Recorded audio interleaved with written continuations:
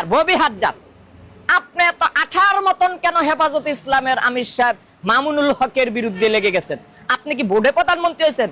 আমাদের বড় ভাই তারেক রহমান জানে আপনি বোর্ডে পাস করেন নাই। বোর্ডে পাস করছে হেফাজত ইসলামের আমির সাহেব, সাবেক আমির সাহেব মামুনুল হক। আপনাকে কে চিনতো? আমরা তো প্রেস ক্লাবের গলিতে কাঙ্গালির মতন আইতেন যাইতেন, ভিক্ষুকের মতন, আমার মতো আর কি। আমি যেমন ভিক্ষুকের মতন যাই আহি। এখন আপনি ভোট কিনা কেমনে কেমনে কি করে লাইলেন? ভোট লয়ে লাইলেন, হেফাজতের আমির সাহেবের ভোট সব ডাকাতি করে লয়ে লাইলেন। আমাদের তারেক রহমান উনি কি জানে না আপনি যে ভোট ডাকাত? মমিনুল হক যে একজন ভালো লোক, আলেম ওলামা, সে যে ভোট পাইয়া পাস করছে, তারেক রহমান পর্যন্ত বলছে এই পাস, মমিনুল হক পাস। আপনি কিভাবে পাস করলেন? আবার মমিনুল হকের বিরুদ্ধে বলে মামলা দিতে যান।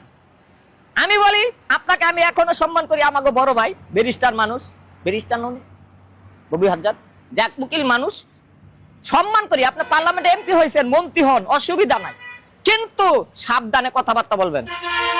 আরেকজনের পায়ে পাড়া দেওয়ার দরকার তো আপনার নাই। হেফাজত ইসলামকে খেপাবেন না, সাধারণ জনগণকে খেপাবেন না। সাধারণ জনগণকে খেপলে দেশ যে উত্তাল হয়ে যাব, এই বিএনপি দলের যে ধ্বংস হইব, এই জন্য আপনি দায়ী থাকবেন। আমাদের বড় ভাই তারেক রহমান সাহেব, আপনাকে বলি এই সব বুইখুর নেতাদের একটু কন্ট্রোলে নিবেন। আরেকটা কথা, আওয়ামী লীগের আমলে বুইখুর নেতারা পুরো আওয়ামী লীগরে খাইছে, দেশটারে খাই হালাইছে। এখন আপনার দলে কিছু বুইখুরের উৎপত্তি হইতেছে নতুন নতুন, খেয়াল রাখবেন।